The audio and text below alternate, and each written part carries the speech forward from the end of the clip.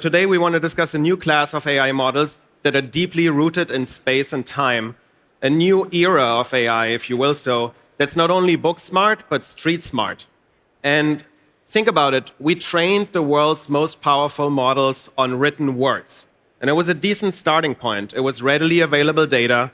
And to be clear, language is this indispensable tool for humanity and society, but it's ultimately also just a lossy abstraction of the real world and our being in the world. If I say the word slush, like what comes to mind for you? This venue, the talks, or maybe the friends you met in between? It's not often quite clear. Human intelligence also far exceeds the origin of language. In fact, for 2/3 of our existence, we didn't even have language. And to really think about where human intelligence came from, it probably emerged over millennia of action and intent, acting out these things in unbounded environments, collecting feedback, and seeing the consequences of our actions. And so I'd like you to invite to really think about human and animal learning. You know, like toddlers learning to walk or monkeys learning to climb trees, like trying yourself out, messing around, understanding your limits, often in a very playful way. Doing more of what works, doing less of what doesn't. It's really not how we train machines today. And so we here on stage think that building superintelligence, it isn't just about scaling data and compute. It might ultimately require a fundamentally different approach to AI, teaching machines to truly play and explore. And, truly intelligent machines, they probably must move, as this talk says, from words to worlds, and acquire this capacity to perceive, to anticipate, to improvise. I'll be honest, we could not have better panelists here with us today. John Hanke, founder and CEO of Niantic Spatial. He was previously VP at Google, where he led Google Earth, Google Maps, and Street View. Early in his career, he also created one of the first massively multiplayer online video games, Meridian 59. And his company, Niantic Spatial, is building a living model of the world that people and machines can talk to. Niantic, of course, has a rich history in spatial computing and AR, best known for Pokémon GO. That games part of the business was sold for $3.8 billion earlier this year. I think that's worth a round of applause. And Niantic Spatial still has 200 people, a very focused team, $270 million in funding to basically now build a new kind of maps that AI can talk to. And then we have Pim de Witte, co-founder and CEO of General Intuition, previously founded Metal, the largest platform for capturing and sharing gaming moments, about 10 million monthly active users, billions of gameplay clips every year. Fun fact, at age 14, he started the largest RuneScape server in the world. I don't know if we have any RuneScape players here, and just to make millions before he even turned 18 years old. His company, General Intuition, builds models for environments that require deep spatial and temporal reasoning. He recently raised over $130 million. It's actually Khosla Ventures' largest seed bet since their check into OpenAI in 2018. That's probably worth a round of applause as well. And with that, we'll dive right in. We'll start with you, John. I want to ground us in the real world. Like, take us back to this original idea for Niantic and maybe Pokemon GO as well. I mean, it was, we just wanted to have some fun and encourage people to go outside and explore a little bit, get some exercise, have fun with their kids or their friends. That was really the mission. And that was kind of the unifying thing that, if you all are founders, it helps to have a mission like that your team can get behind, that people, feel good about what they're doing every day. So that's what did it for us. What is it about being in the world? I know you like to take walks as well, I mean, I think it's deeply part of our, human DNA in terms of we're evolved to know how to navigate really complex situations, like the layout of this conference center. Our brains just do that very naturally, but it's incredibly complicated. And when you start trying to program robots to just navigate a simple path, much less understand all the content of the world and what other people and things might be doing in the world, we're really terrible at it right now, which is why I'm so excited about the space, because there's a ton of innovation in AI. I think if we can unleash that on robotics in the physical world, it could be transformative and significantly improve the quality of life for human beings. And just on a high level, before we maybe go into games specifically, but play as a higher level concept, what is the role of play, and like how are physical worlds and play connected from your perspective? I don't know. How is play connected to all of this? I think it's interesting that we kind of both had gaming backgrounds. Dennis at Google, had a gaming background as well. It's a great way to learn, I think, and explore new technologies. So I don't know. The connection here for me is just like that being an on-ramp to develop really nascent new tech in a place that's kind of forgiving so it can mature. And we developed technology, for Pokemon GO in Niantic, the gaming company that we spun out into this new company. But it was the ability to work in that space of games for many years that let us kind of mature it before it was really ready for any other kind of more serious application. Yeah. I mean, it's fair to say maybe that in some ways now you kind of refocus on your original mission, because even going back at Google, there was clearly this fascination with mapping the world. And then Pokemon GO was such a substantial success that, I don't know, maybe you got distracted a little bit or was part of the puzzle, and now you're fully focused back on that original idea. Is that fair? Yeah, I mean, personally, I love games. I grew up, that's what encouraged me to learn how to program, because I didn't have money to buy games for my little computer. So I typed in code from online and for magazines and wrote games. So yeah, that was my entree in. But I've always loved maps too. So I grew up with National Geographic, the magazine, and the fold-out maps, and the ability to mix those things together has been a huge amount of fun and kind of the theme of the past 20 years of my life. So yeah. I know games were instrumental to your formative years as well, and then ever since. So what does gaming mean to you? Yeah, so I grew up with Tourette's, and so for me, I struggled in school. I actually just told John my first computer program was actually Google Earth. So maybe an applause to John for making everybody dream about the world instead of their own local cities. So for me, it was really I started my career reverse engineering RuneScape and eventually building the largest private server on RuneScape. And that led me to eventually joining Doctors Without Borders after a few years, doing something completely different, mapping related, and then started a games company again. And so as part of that, we essentially help people create these clips, which has interactions with the environment as well, right? Gamers love putting these controller overlays and things like that on top of their videos. And as a result, we have pretty much the largest data set of interactivity in three-dimensional environments. And so, yeah, for us right now, the bet is really that we can take this LLM-like bet for spatial temporal reasoning and move everything that people are currently doing in pre-training for robotics and for games into post-training. There's also clearly a very rich history, interlinks between AI and games. Just to spell it out, a lot of the foundation research labs started in gaming. You mentioned Demis briefly. He was a game developer before he became a research scientist. And NVIDIA, the world's highest valued company today, actually started off in gaming with GPUs and 3D calculations.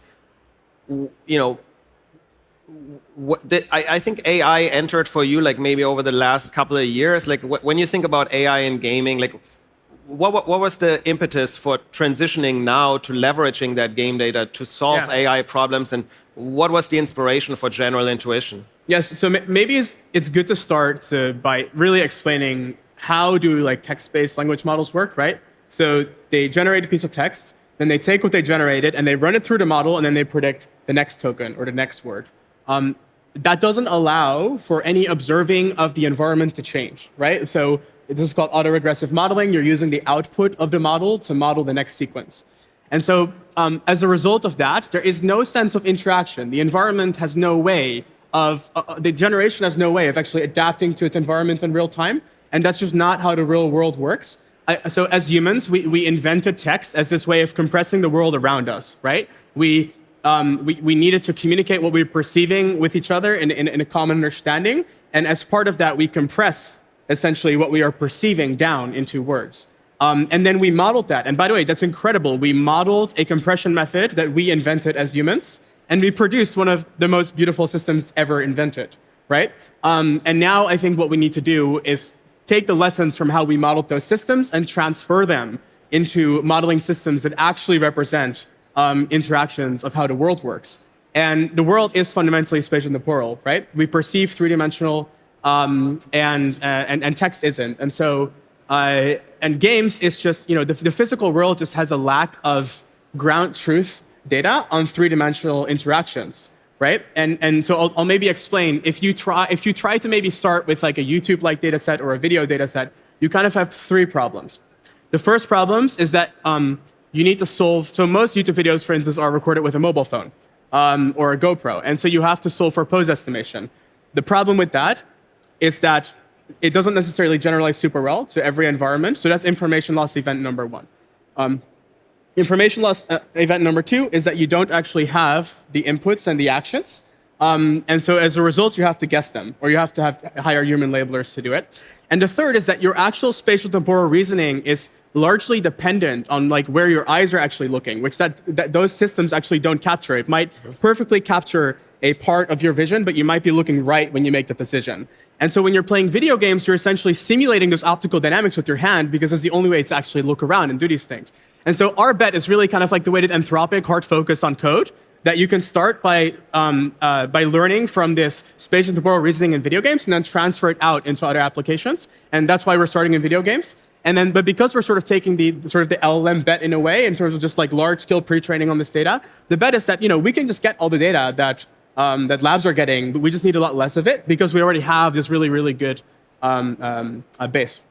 I want to unpack with both of you these terms, world model and action model, respectively, so you can mentally prepare for that. Just to paraphrase what you just said, I think a big part of this ambition is really to have machines learn like humans most likely learn through our actions in these environments, collecting the feedback from the environments, which is a data set that simply doesn't exist in the real world. We're not all running around with brain-computer interfaces to kind of measure our actions. We can measure the response in the environment, but video games are kind of like the closest thing, or simulations are the closest thing we have to human action in worlds. It just happened to be virtual worlds.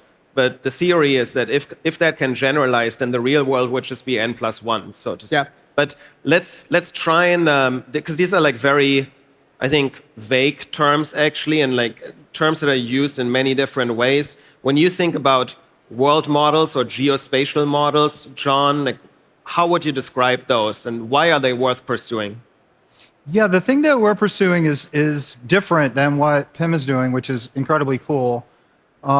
Whenever we were preparing to sell our baby, our gaming business, Pokémon GO, we looked at the technology that we built for augmented reality, which was built on about 30 billion posed images. So these are images of the world taken by players, contributed to this common map with a lot of special metadata associated with them. And Brian, my co-founder, and I, asked ourselves, well, what if we constructed a map that was native to AI? So we're all familiar with, Google Maps and Google Earth. These are products that are designed for humans to look at and understand. So they're really written for our comprehension. And AIs can kind of use those as resources, but not super effectively. So if you want AIs to be able to reason about the world and accomplish things in the world, it might be navigating a robot. It might be solving a complicated problem having to do with real things, real cities, real actions that take place in the world. That needs to be grounded in real data about the world. So we got super excited about this idea of building a new kind of map that was really made for AI, so that AIs can have that part of the brain that you alluded to earlier that we all have as humans, that's really just dedicated to understanding the world, building out maps about the world, and then reasoning about it. So we think that's a huge opportunity, and we're building that model, but it's very much about the world as it exists. It has to be accurate, or it's not useful for the kinds of problems we're trying to solve. I think oftentimes when people use the term world model, or if you would Google that, like a lot of what comes up is also these like generative worlds. Like you're basically feeding actions into a system, and we can now do generative video creation fast enough to basically render the next frame based on the history of the video, based on the actions that you feed into the system, and effectively create video games in kind of like the truest sense of the word, games that are just videos, playable videos at this point. Which is very cool, but different than what we're doing. Exactly. And so I think those are world models building worlds or random worlds. What you're doing is really you want to build a model of the world, of Earth, right? So tell us a little bit more what would be possible use cases. Like what are the first products we can imagine? Are you only going to be talking to robots or us humans too? I'm very long on robots. Okay, short on humans. I'm long on humans too. I'm long on robots making life better for humans. I think there's a massive opportunity for robots to improve all of our quality of life, to make our cities more livable, our streets safer. I just think there's a huge positive impact that can come from that, and we're seeing the beginnings of it. I got to visit with the founder of Starship earlier, who's doing, their robots are running here, as well as in many other countries around the world. That first wave of deployed real-world robots is out there, a few thousand of them.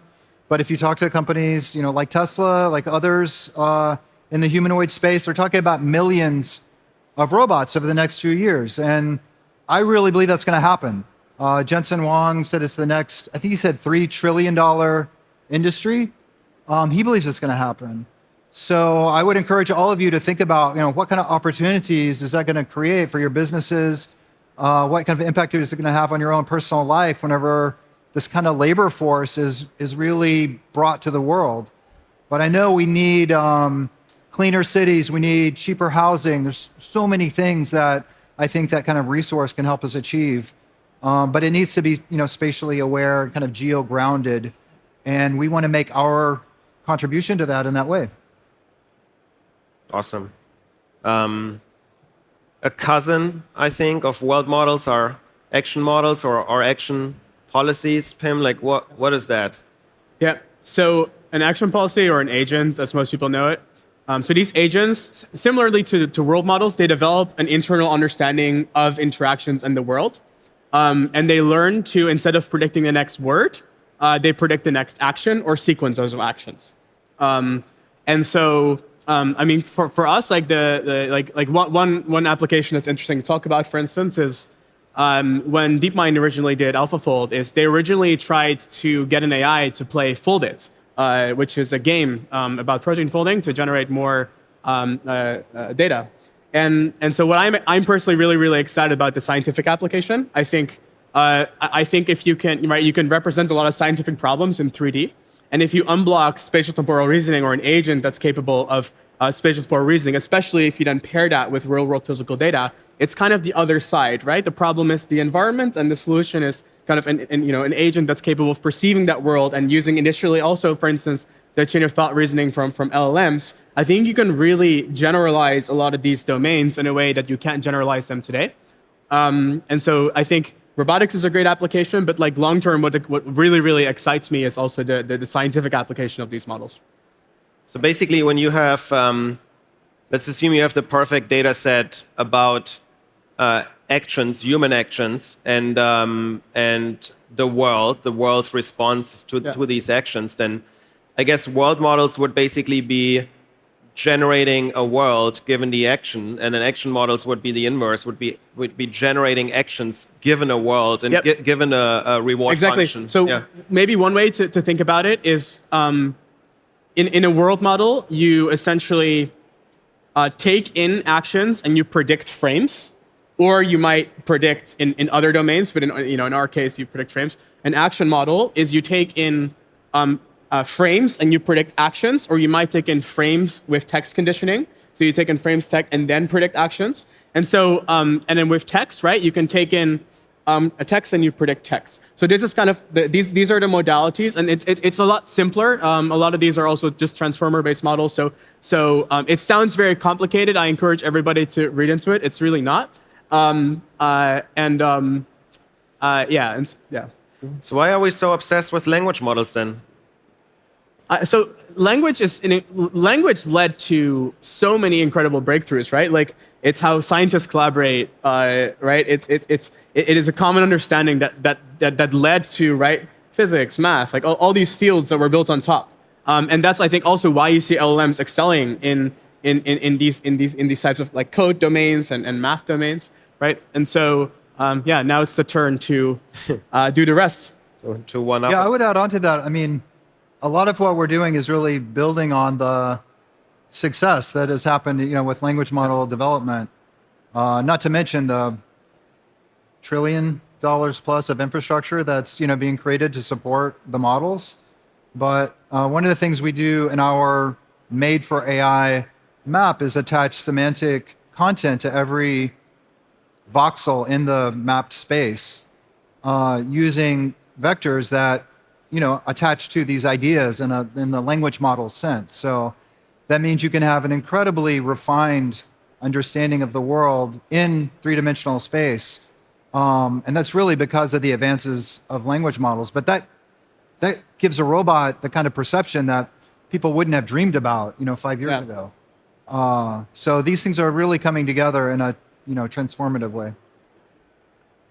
I recognize that we're abusing the founder stage for some nerd talk. Well, typically, this is reserved for founder conversations and stories of hardship. So I want to pivot to those. I'm sure, like getting here for both of you sounds right now you're in a good spot. But I can only imagine there were probably also some lows on the way. What were some tougher times in building Niantic and building Metal and General Intuition that you can share with the audience, and maybe advice for founders and aspiring unicorn builders? You're looking at me for the failure story. So which one do you want? You're just wiser than the two of us. So I mean, my favorite memory. I love meeting people who played Pokemon Go, and often people will say, "I remember when it came out, and I was at this place with my friends doing this thing, and we went out and caught Pokemon." My favorite sort of Pokemon Go recollection is we wanted to have a big festival after the game launched and get people together in real life, just because that's the spirit of the game. So we immediately started planning it after the initial launch, and we targeted July of 2017, and we really had to rush to do this. We'd never done anything at that scale before. We sold, I think, 30,000 tickets, and it turns out they sold out instantly. And when the day came, everybody came, and they came early and formed this giant queue to get into the place where we were going to have the event in downtown Chicago. And they all got on their phone, all 30,000 of them, in this tiny little compact area. And it absolutely destroyed the cellular network across all the carriers. So when it came time to start the event, people were walking around, and I was noticing everyone just sort of had this panicked look, like the game wasn't working. And it didn't work for 30,000 people. So they booed and threw things at us, threw water bottles at us. And the team worked in the background to kind of revive things. And several hours later, we were able to bring the game back online. But yeah, let me tell you, like standing up on stage in front of 30,000 people, some of whom have come halfway across the country to play a game, and it doesn't work at all, was something that, I'll never forget. But the founder story from that is, the whole team had come out. There were about 40 of us at the time, maybe 50 people.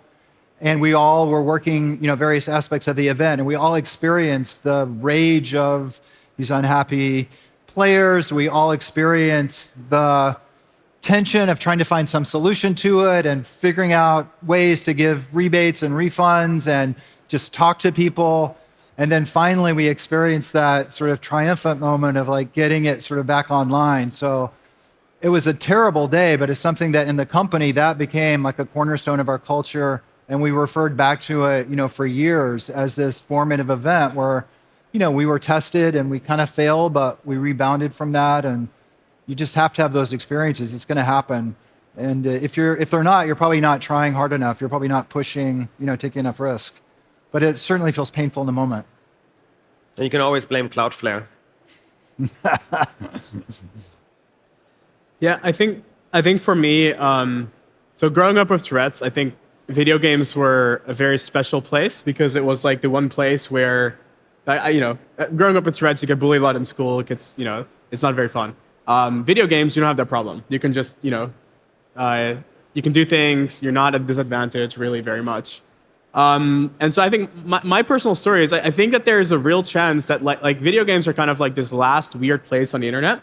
Kind of like, I don't know how much of you grew up on like forums and things like that, but it feels like video games are that one place where the authenticity and the weirdness is preserved. And I'm very, very scared of like what it looks like if that goes away and if people connect. It's like it also just allows people to connect between religions. It allows people to connect between personalities. Most of my friends in the world that I still have today, I actually met playing like growing video games on RuneScape. And so I think for me, the very, very personal part of this mission is really investing in the games industry and the infrastructure of the games industry to make sure gaming stays weird. And I think a big part of that, is what we do is, we can sort of generate sort of intuition in any object in the environment, which includes game engines, right? And so for us, I think the personal piece is really, I think nailing that to me and making sure is that games have a fighting chance against feed-based algorithms and things like that. It's just is a deeply personal mission. Also, something else. My first seed round actually was raised at Slush, maybe close to 8 years ago, I think. It took 87, it took 6 months, a year, 87 meetings. Nobody wanted to back games companies. The thing I would say is it was really hard. We had given, I honestly, I had given my team notice already that it wasn't going to work. It was an investor, Alex from Bakkt, who didn't care about that, wrote the check anyways. So anyways, you just need one yes, and there are people there are genuinely special people that just bet on people. And it's it can be pretty discouraging as a founder to go out there and tell the story 100 times and get, rejected 100 times because you don't look like the shiny thing.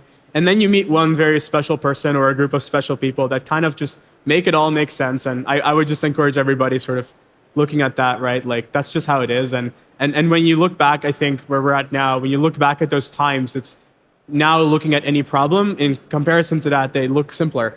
So keep at it, I would say. So right. Both prepare your one-liners for a non-obvious prediction for 2026. I'll come to you in 30 seconds. I just want to say one thing also, because we talk a lot about the similarities between human learning and machine learning and how we can maybe synchronize those more with world and action models. But there's also something magical about games and play more metaphorically here, which is a theme for both of you. It is also for me.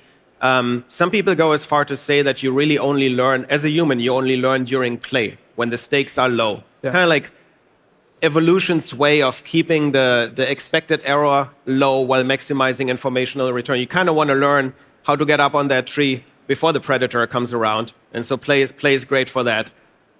Prediction for 2026, we have 3 seconds left. John first.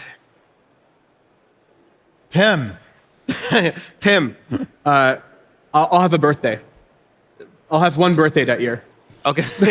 No, in all seriousness, I think engine simulation usage up, video consumption down, interactivity up. Yeah. Go ahead. I think we're going to see C3PO and a real robot in 2026. Yeah. All right. We'll hold you accountable for that. Thank you, everyone. Right.